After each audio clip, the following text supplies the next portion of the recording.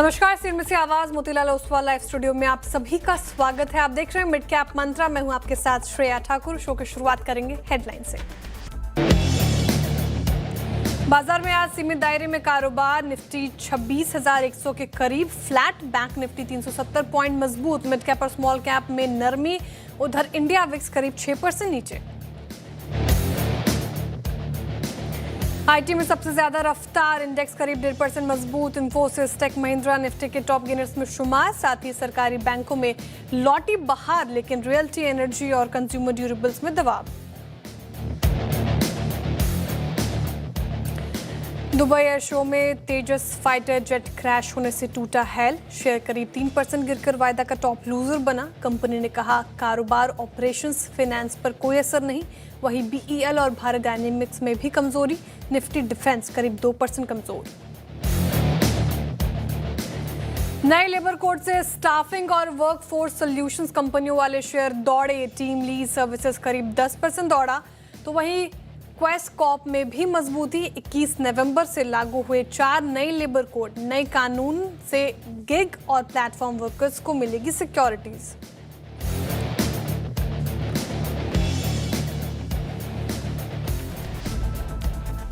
Okay, हफ्ते का पहला कारोबारी सत्र और निफ्टी आपको दायरे में कारोबार करता हुआ नजर आएगा। फ्लैट है निफ्टी, मात्र 19 अंक 26,087 के लेवल पर। लेकिन बैंक निफ्टी रिलेटिवली निफ्टी से अगर कंपेयर करें तो काफ़ी स्ट्रॉन्ग पोजीशन में फिलहाल दिखेगा आपको। बैंक निफ्टी रखिए स्क्रीन पर, करीब 0.1% अब 366 अंकों से ज़्यादा की यहाँ पर मजबूती।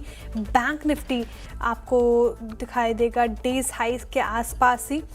शानदार रैलीज पर्टिकुलर पे इंडेक्स में, लेकिन मिड कैप और स्मॉल कैप में कमजोरी की वजह से ब्रेथ थोड़ी कमजोर नजर आएगी आपको। एक बार रखिए ताकि समझ में आए हमारे दर्शकों को। और जो गिरने वाले शेयर्स हैं उनकी संख्या काफ़ी ज़्यादा, 2029 स्टॉक्स जहां पर डेंट दबाव देखने को मिल रहा है। 866 ऐसे स्टॉक्स जहां पर फिलहाल थोड़ी बहुत खरीदारी होती हुई नजर आ रही है। लेकिन बैंक्स के अलावा अगर आप देखें एक और स्पेस, आईटी स्पेस ने कहीं ना कहीं कमान संभाली हुई है। करीब 1.5% की तेजी के साथ आईटी सेक्टर मजबूत दिखाई देगा। लेकिन बड़ा सवाल ये कि निफ्टी दायरे में है, बैंक निफ्टी से थोड़ी स्ट्रेंथ नजर आ रही है। स्टॉक स्पेसिफिक मार्केट मौके दे रहा है। ऐसे मूड माहौल में क्या स्ट्रैटेजी होनी चाहिए, ये समझ लेते हैं रूपक डेजी से। रूपक जी, गुड आफ्टरनून, स्वागत है आपका कार्यक्रम में। हफ्ते का पहला कारोबारी सत्र, निफ्टी फ्लैट, लेकिन बैंक्स थोड़े बेहतर पोजीशन में, स्पेशली अगर आप देखिए प्राइवेट बैंक से थोड़ा ज़्यादा साथ मिलता हुआ नजर आ रहा है। क्या स्ट्रैटेजी होनी चाहिए? गुड आफ्टरनून श्रेया जी, आपने एक बिल्कुल सही कहा कि बैंक में स्ट्रेंथ है और निफ्टी एकदम साइडवेज चल रहा है। इनफैक्ट ऑन थर्सडे निफ्टी ने एक bearish reversal pattern very short term time frame में बनाया था, आवर्ली चार्ट में बनाया था। तब से निफ्टी में एक स्ट्रगल दिख रहा है। तो इमीडिएटली निफ्टी का रेजिस्टेंस जो है वो 26,170। तो जब तक उसके नीचे रहेगा तब तक एक हायर एंड पे सेलिंग प्रेशर महसूस होगा। और नीचे सपोर्ट रहेगा 26,030। उसके नीचे सेलिंग प्रेशर इंटेंसिफाई हो सकता है। तो फिलहाल मुझे लगता है कि थोड़ा अपसाइड मिले निफ्टी 26,100 का आसपास शॉर्ट करके चलना होगा with a stop loss of 26,170 Nifty में। और नीचे मुझे लगता है कि एक बार 25,900 तक आ सकता है एक दो दिन में। दूसरा, बैंक निफ्टी की बात करें तो बैंक निफ्टी में स्ट्रेंथ है डेफिनेटली, और बैंक निफ्टी का सपोर्ट हो जाएगा 59,000। जब तक 59,000 होल्ड है तब तक प्रॉब्लम नहीं होना चाहिए बैंक निफ्टी बुल्स को। हायर एंड पे 59,500 तक जाना चाहिए।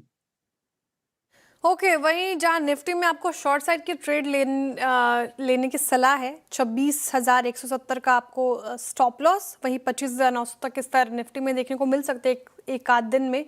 वहीं बैंक निफ्टी थोड़ा स्ट्रांग, तो अप साइड में 59,000 तक 59,500 तक जाने की यहाँ पर संभावना है। निफ्टी बैंक में फिलहाल ये लेवल्स बताए गए हैं। लेकिन रूपक जी, स्टॉक स्पेसिफिक कौन कौन से काउंटर्स आपको अच्छे लग रहे हैं जहाँ पे बाई या सेल साइड की ट्रेड आप देना चाहेंगे?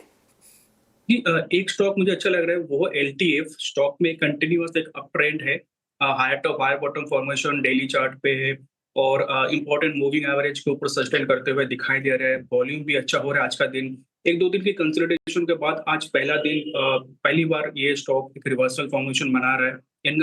बुलिश एनगल्फिंग पैटर्न बन रहा है अराउंड अबव 21 डेज ये एक्सपोनेंशियल मूविंग एवरेज। तो मुझे लगता है स्टॉक में बाई की सलाह रहेगी अराउंड 293 और मुझे लगता है अपसाइड में 320 तक जा सकता है और नीचे एक स्टॉप लॉस मेंटेन करना होगा 283 पे। दूसरा कॉल रहेगा टीवीओ टेक। ये स्टॉक ने कंसोलिडेशन पैटर्न जो था पिछले 1 महीना का, उस कंसोलिडेशन पैटर्न का ब्रेकआउट दिया। सिग्निफिकेंट बाइंग इंटरेस्ट इंक्रीज हुआ, ऐड हुआ स्टॉक की अराउंड। तो मुझे लगता है कि यहाँ पे बाई की सलाह रहेगी 1730 के आसपास फॉर अ टारगेट ऑफ 1850 और नीचे स्टॉप लॉस मेंटेन करना होगा 1670 पे। ओके, एल&टी फाइनेंस और टीबीओटेक, ये अच्छा लग रहा है आपको दो काउंटर। एल&टी फाइनेंस में 320 तक के टारगेट एक्सपेक्टेड है, 283 आपको स्टॉप लॉस मेंटेन करना है। इसके अलावा टीबीओटेक में 1850 तक के टारगेट एक्सपेक्टेड है, आपको 1670 का स्टॉप लॉस मेंटेन करना है। 1% आप टीबीओटेक और साथ ही एल&टी फाइनेंस आपको अच्छा कारोबार करता हुआ नजर आएगा। अब आगे बढ़ते हैं और मिड कैप स्पेस में क्या हालचाल, कौन से स्टॉक्स में स्ट्रेंथ नज़र आ रही है, कौन से स्टॉक्स में या स्पेसेस में आपको थोड़ा डेंट नज़र आ रहा है, एक बार उसका रुख कर लेते हैं। आईटी शेयर मजबूत है काफ़ी, इम्फेसिस आपको 2.5% आप दिखेगा, पर्सिस्टेंट सिस्टम 1 से 1.5% तेजी, एलटीआई माइंट्री भी दौड़ गया आधा फीसदी और कोफोर्ज में भी बाइंग नजर आ रही है 0.25% के करीब। इसके अलावा बैंकिंग शेयर में खरीदारी मजबूत है। Bank of India, Indian bank आपको लगभग 0.1% की तेजी के साथ कारोबार करता हुआ नजर आएगा। Bank of India 1%, bank of Maharashtra माफ कीजिएगा 0.1% और एयू स्मॉल फाइनेंस बैंक भी आप देखें तो लगभग 1.5% अप है। लेकिन दबाव रियल्टी स्पेसेस में काफी ज्यादा देखने को मिल रहा है। ओबरॉय रियल्टी 2% नीचे, प्रेस्टीज स्टेट्स 2% नीचे, गोदरेज प्रॉपर्टीज भी लुढ़क गया 2% और 2.5% करीब अनंतराज आपको कारोबार करता हुआ नजर आएगा। इसके अलावा कहाँ और ज़्यादा प्रेशर देखने को मिल रहा है, केमिकल स्पेस में देखिए आज काफ़ी प्रेशर है। दीपक नाइट्राइट 0.4% के करीब गोता लगा गया, 3% ज़्यादा दीपक फर्टिलाइजर, सोलर इंडस्ट्रीज भी 2.5% नीचे, गुजरात फ्लोरो भी आपको 3% नीचे कामकाज करता हुआ नजर आएगा। मिड कैप में अगर बात करें जिन स्टॉक्स में तेज़ी देखने को मिल रही है वो है Mahindra and Mahindra M&M financial लगभग 4%, जी वर्नोवा TAD ये लगभग 3% चढ़ गया, एम्फेसिस 2.5% और KPIT टेक भी 2% से ज़्यादा की कारोबारी यहाँ पर देखने को मिल रही है।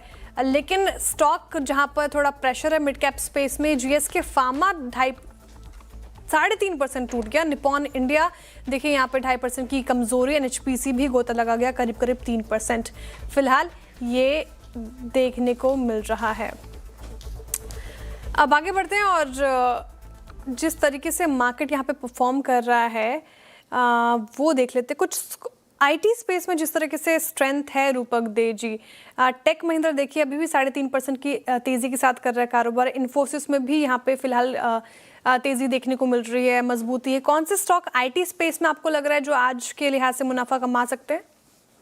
आईटी स्पेस में मुझे टेक महिंद्रा बहुत बढ़िया लग रहा है। बढ़िया चार्ट सेटअप है, फॉलिंग वेज पैटर्न ब्रेकआउट है डेली चार्ट पे, रिसेंट कंसोलिडेशन का भी ऊपर ब्रेकआउट दिया, मतलब around the stock buying interest बहुत सॉलिड लग रहा है मुझे, वो सॉलिड है और इंडिकेटर भी पॉजिटिव मोमेंटम इंडिकेट कर रहा है, तो सेंटिमेंट पॉजिटिव है। अराउंड 1660 तक जा सकता है टेक महिंद्रा और नीचे एक स्टॉप लॉस मेंटेन करना होगा 1440 पे। स्टॉक में बाई या होल्ड की सलाह रहेगी।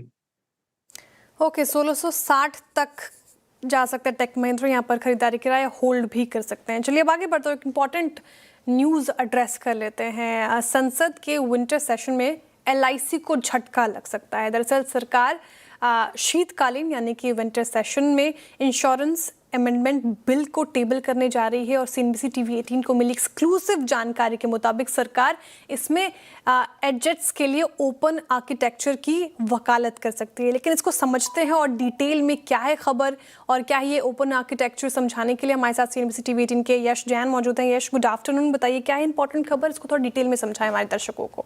Good afternoon. तो जैसे हमने देखा, जो लिस्ट ऑफ बिजनेस होता है, शीतकालीन सत्र होगा जो पार्लियामेंट का, उसमें सरकार ने कहा है कि वो इंश्योरेंस अमेंडमेंट बिल टेबल करेगी अप्रूवल के लिए। अभी इसमें एक सबसे इम्पॉर्टेंट पॉइंट जिस पे आशंका थी, आएगा नहीं आएगा ये कन्फ्यूजन था, वो था इंडिविजुअल एजेंट्स यानी कि जो इंश्योरेंस एजेंट्स होते हैं उनके लिए ओपन आर्किटेक्चर। ओपन आर्किटेक्चर ये होता है कि एक एजेंट को एक से ज़्यादा लाइफ इंश्योरेंस कंपनी के प्रोडक्ट्स बेचने की अनुमति, एक से ज़्यादा हेल्थ इंश्योरेंस कंपनीज़ के प्रोडक्ट्स बेचने की अनुमति और एक से ज़्यादा जनरल इंश्योरेंस कंपनीज़ के प्रोडक्ट्स बेचने की अनुमति होगी। फिलहाल क्या होता है, एक इंडिविजुअल एजेंट सिर्फ एक ही लाइफ इंश्योरेंस, एक ही हेल्थ इंश्योरेंस और एक ही जनरल इंश्योरेंस कंपनी के प्रोडक्ट्स बेच सकता है। ओपन आर्किटेक्चर मतलब वो सिस्टम को पूरा खोल दिया जाएगा और ये इंडिविजुअल एजेंट पे होगा कि उसे कितनी लाइफ इंश्योरेंस कंपनीज या हेल्थ या जनरल इंश्योरेंस कंपनीज के साथ टाई अप करना है। यहाँ पे हमें अपने सूत्रों से पता चला है कि गवर्नमेंट ओपन आर्किटेक्चर को भी टेबल करेगी अप्रूवल के लिए as a part of the insurance amendment bill. अभी क्यों ये LIC और उसके बाद SBI लाइफ के लिए एक बड़ा झटका हो सकता है, क्योंकि LIC का 92% ऑफ न्यू बिजनेस प्रीमियम आता है इंडिविजुअल एजेंट से और SBI लाइफ का 28% न्यू बिजनेस प्रीमियम आता है इंडिविजुअल एजेंट से। इसका मतलब ये होता है कि अगर ये इंडिविजुअल एजेंट्स को एक से ज़्यादा लाइफ इंश्योरेंस कंपनीज के प्रोडक्ट्स बेचने की अनुमति हो तो कोई दूसरी कंपनीज अगर ज़्यादा कमीशन दे तो या तो फिर LIC को वो ज़्यादा कमीशन देना पड़ेगा, यानी कि मैचअप करना पड़ेगा, या उसके रेवेन्यू या सेल्स पे वो नेगेटिव इम्पैक्ट आ सकता है क्योंकि वो एजेंट्स दूसरी कंपनी का इंश्योरेंस पॉलिसी बेच देगा जहाँ से उसे ज़्यादा कमीशन मिल रहा है। एक तो ये रीज़न है कि ये बड़ा झटका हो सकता है LIC और SBI लाइफ के लिए, और एक कॉन्सेंट्रेशन ऑफ बिजनेस, 92% बिजनेस अगर इंडिविजुअल एजेंट से आता है और वो एजेंट्स को खोल दिया जाए तो ये एक बहुत बड़ा बिजनेस चैलेंज हो सकता है आगे चलकर LIC के लिए। पर ऑफ कोर्स ये इंश्योरेंस पेनिट्रेशन और इंश्योरेंस सभी लोगों के पास ले जाने के लिए एक बहुत इंपॉर्टेंट कदम भी हो सकता है। इम्पॉर्टेंट खबर और अच्छी तरीके से समझाने के लिए बहुत शुक्रिया यश आपका। और चलिए अब इसी के साथ वक्त हो रहा है एक छोटे से ब्रेक का। ब्रेक के उस पार बात करेंगे और भी स्टॉक्स और खबर्स के ऊपर। आप बने रहिए CNBC आवाज़ के साथ। बैग आप देख रहे हो मिड कैप मंत्रा CNBC आवाज़ पर। चलिए एक बार एक स्टॉक की बात कर लेते हैं, टीम लीज सर्विसेज 10% अप आज के सेशन में आपको ये कारोबार करता हुआ नजर आएगा। और कारण समझने की आप अगर कोशिश करें तो सरकार ने सभी मजदूरों और कर्मचारियों के लिए बड़ा फैसला लेते हुए 4 नए लेबर कोड लागू कर दिए हैं। लेकिन सवाल ये कि ये 4 लेबर कोड क्या है और इसका क्या असर होगा, ये समझते हैं मेरे सहयोगी आशीष चतुर्वेदी से। आशीष, गुड आफ्टरनून, बताइए क्या है खबर। देखिए सिर्फ टीम लीज नहीं है, बाकी के भी बहुत सारे स्टॉक्स ऐसे हैं, जैसे अगर आप देखें तो क्विक कॉमर्स वाले स्टॉक्स हैं जिनके ऊपर इम्पैक्ट होगा। हालांकि अगर आप स्टॉक प्राइस के हिसाब से देखें तो टीम लीज में जरूर आपको सबसे ज्यादा मूवमेंट नजर आ रहा है। अब एक काम करते हैं, सारे जो 10 बड़े जो लॉज में बदलाव है इसको समझ लेते हैं। आप सबसे पहले अगर आप देखें तो युवाओं को जो है जॉब लेटर मिलेगा, यानी अपॉइंटमेंट लेटर देना जरूरी हो जाएगा। इसके अलावा महिलाओं को समान वेतन देना होगा, यानी एक काम अगर महिला और पुरुष कर रही हैं तो सिमिलर पे यहाँ पर रखना होगा। फिक्स्ड टर्म के जो कर्मचारी होते हैं डेफिनेट टेन्योर के लिए आते हैं, तो पहले ग्रेचुइटी की जो सीमा होती थी 5 साल के लिए होती थी, अब 1 साल में भी देखें तो ग्रेचुइटी का जो भत्ता है वो देना पड़ेगा। इसके अलावा अगर आप देखें तो 40 से ऊपर की जो कर्मचारी हैं इनको हेल्थ चेकअप देना पड़ेगा। साथ में जो हजार्डियस इंडस्ट्रीज में काम कर रहे हैं इनके लिए तो ये मैंडेटरी हो जाएगा। साथ में अगर आप देखें तो एक और बड़ी चीज़ है और हम सबके काम की चीज़ है कि ओवर टाइम अगर होगा तो जितना भी ओवर टाइम का पीरियड है उसका आपका जो बेसिक पे उससे डबल आपको यहाँ पर देना पड़ेगा। साथ में अगर आप देखें तो इंटरनेशनल मानकों के हिसाब से सोशल जस्टिस की गारंटी यहाँ पर देनी पड़ेगी। PF है, SIC है, बीमा है, सोशल सिक्योरिटीज़ है, ये गिग वर्कर्स को भी देखने को मिलेगा। यानी अगर आप देखें तो जो डिलीवरी प्लेटफॉर्म वाले वर्कर्स होते हैं इनके लिए भी एक बड़ी राहत की और बेनिफिट की बात है, लेकिन हालांकि इन कंपनीज के बेटा पर इम्पैक्ट जरूर देखने को मिलेगा। साथ ही अगर आप देखें तो सभी मजदूरों को समय से न्यूनतम वेतन की गारंटी देनी पड़ेगी और 40 करोड़ मजदूरों को सोशल सिक्योरिटी के दायरे में लाया जाएगा। ये अपने आप में अगर आप देखें तो बड़ा टर्न अराउंड देखने को मिल रहा है। अब दरअसल अगर आप देखें तो 4 नए लेबर कोड जो है ये आपकी स्क्रीन पर आएंगे, इनमें बदलाव यहाँ पर देखने को मिले। लेकिन बड़ी बात यह कि इससे स्टॉक्स में, मार्केट में क्या इम्पैक्ट आपको देखने को मिलेगा। तो इससे अगर आप देखें तो नए श्रम कानून से मॉर्गन स्टैनली मान रहे कि जो गिग वर्कर्स हैं इनकी जो लागत है, जो कंपनीज हैं इनकी लागत, वर्कर्स की नहीं कंपनीज की लागत जो है बढ़ती हुई नजर आएगी। QSR और फूड डिलीवरी में 1.5 से लेकर 2.5 रुपये प्रति ऑर्डर तक का इम्पैक्ट यहाँ पर देखने को मिल सकता है। तो धीरे धीरे हो सकता है कि कंपनीज आपको पास ऑन करें। एबिटा में आप देखें तो 4 से लेकर 10% का असर यहाँ पर देखने को मिल सकता है। तो काफ़ी सारी इंडस्ट्रीज और स्टॉक्स ऐसे हैं जिन पर इम्पैक्ट होगा। बिल्कुल, अपने आप में बड़ा रिफॉर्म ये, और शुक्रिया आशीष लेबर कोड को इतने आसान भाषा में समझाने के लिए आपका। चलिए अब रुक रहे हैं इसी के साथ एक छोटे से ब्रेक के लिए। ब्रेक के बाद फिर हाजिर होते हैं। अब बने रहिए CNBC आवाज़ के साथ। Welcome back. आप देख रहे हैं मिड कैप मंत्रा। अब आगे बढ़ते हैं और एक और खबर आपको बताते हैं। सरकार जल्द एक नई उड़ान स्कीम लाने जा रही है। मकसद है अगले 10 साल में देश के 100 से ज़्यादा डेस्टिनेशन तो हवाई यातायात से जोड़ना। ये स्कीम अभी की स्कीम के मुकाबले कहीं ज़्यादा बड़ी होगी। क्या नया हो सकता है और नई उड़ान स्कीम में जानते हैं हमारे संवाददाता रोहन सिंह से। Rohan, good afternoon. बताइए, उड़ान स्कीम में क्या नया? जी गुड आफ्टरनून। पिछले बजट में सरकार ने मॉडिफाइड उड़ान स्कीम की घोषणा की थी और अब इसका ड्राफ्ट रेडी है। इस वक्त ये एक्सपेंडिचर फाइनेंस कमेटी के पास है और अगर यहां से मंजूरी मिल जाती है तो ये कैबिनेट में आगे मंजूरी के लिए जाएगा। जो नई चीजें इसमें हो सकती हैं, सबसे पहले तो ये पहले से कहीं ज्यादा बड़ा होगा। 10 साल में 120 से ज्यादा नए डेस्टिनेशंस को जोड़ना इसका लक्ष्य और साथ ही 4 करोड़ से ज्यादा जो नए फ्लायर्स हैं उनको हवाई यातायात से जोड़ना एक लक्ष्य रखा गया है। अगर फंड की बात करें तो पिछले 10 सालों में लगभग 9,000 करोड़ इस स्कीम पे खर्च हुए हैं और अगले 10 सालों के लिए लगभग 25 से 30,000 करोड़ का बजट अनुमानित रखा गया है। साथ ही जो शर्तें हैं वो कहीं ज्यादा पहले से आसान रखी जाएंगी। अभी अगर किसी रूट में, अधिकतर जो छोटे रूट्स होते हैं, वहां अगर कोई एयरलाइन अपनी रूट शुरू करके बंद कर देती है तो काफी लंबा समय लग जाता है उसे रीबिड करने में, तो अब उसे आसान किया जाएगा और जल्दी रीबिडिंग की कोशिश की जाएगी। अभी जो सब्सिडी मिलती है वो 3 साल के लिए मिलती है। इस सीमा को भी तोड़ा जा सकता है, इसे भी आगे बढ़ाया जा सकता है। लंबी अवधि के लिए सब्सिडी दी जा सकती है। साथ ही एक और जो इसमें बदलाव किया जाएगा वो सर्व्ड एयरपोर्ट की जो डेफिनेशन है। अभी कोई भी एयरपोर्ट जहां हफ्ते में 7 फ्लाइट्स हो उसे सर्व माना जाता है। इसे बढ़ाकर 14 एयरपोर्ट करने की बात की जा रही है। कुल मिला के 2 बड़े इसके जो है पार्ट रहेंगे इस स्कीम के, एक वायबिलिटी गैप फंडिंग और दूसरा एयरपोर्ट इंफ्रास्ट्रक्चर। और अगले 1-2 महीने के अंदर इस स्कीम का जो है वो इसे मंजूरी मिल सकती है। ओके, काफ़ी बड़ा अपडेट ये उड़ान स्कीम को लेकर। बहुत शुक्रिया रोहन आपकी जानकारी के लिए। अब वक्त हो रहा है खिलाड़ी नंबर 1 के अपडेट का और इस हफ्ते SSJ फाइनेंस के विरल छेड़ा, इक्विनॉक्स रिसर्च के पंकज रांथड़ और पृथ्वी फिनमार्ट के हरीश जुजारे के बीच मुकाबला है और इस मुकाबला का रिटर्न कार्ड अभी तक आपकी स्क्रीन पर। हरीश जुजारे जी लीड कर रहे हैं, करीब 1.5% से ज़्यादा की तेज़ी इनके पोर्टफोलियो में। वहीं पंकज जी और विरल जी का पोर्टफोलियो थोड़ा नेगेटिव साइड पर। विरल जी का पोर्टफोलियो 0.09% का यहाँ पे नेगेटिव रिटर्न, वहीं पंकज जी का 0.17% का नेगेटिव रिटर्न फिलहाल देता हुआ नजर आ रहा है। चलिए, अब फिलहाल मिड कैप मंत्रा से इतना ही। अब सीधे मुलाकात होगी कमाई का अड्डा में। अब बने रहिए हिंदी से आवाज़ के साथ।